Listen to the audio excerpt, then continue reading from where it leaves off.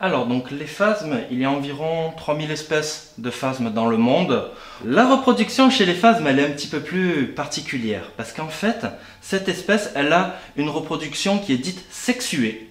Donc pour faire assez simple, donc on va avoir un mâle qui est différent chez cette espèce de la femelle.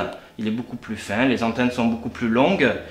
Et ils se reproduisent, ensuite il va y avoir l'apparition d'œufs fécondés, et ces œufs tombent au sol, et ensuite la nature fait qu'il y ait une bonne incubation ou pas. Un autre mode de reproduction chez cette espèce et chez certains phasmes, c'est la parthénogénèse. La capacité, en fait, à partir d'un œuf non fécondé, donc d'un ovule, de faire un individu viable, et chez les phasmes, ça va donner automatiquement des femelles.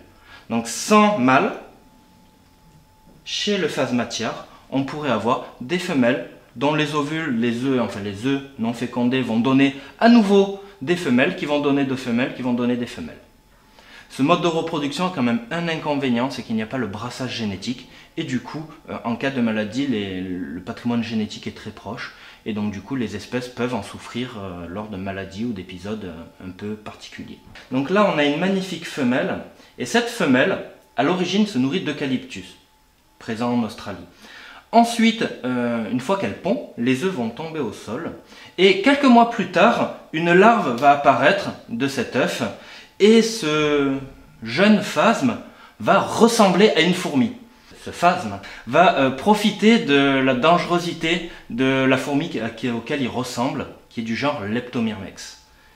Et du coup, il va être protégé par cette apparence de fourmi, va grimper dans un arbre et ensuite se nourrir d'eucalyptus. À ce moment-là, il va perdre cette coloration et va ressembler de plus en plus à l'adulte. Alors, les phasmes sont des espèces entièrement phytophages. Les phasmes vont se nourrir de feuilles d'arbres ou de plantes que l'on peut retrouver dans la nature, mais pourtant, ils pourraient ressembler à certaines menthes, mais les menthes, elles, sont carnivores et vont se nourrir d'insectes.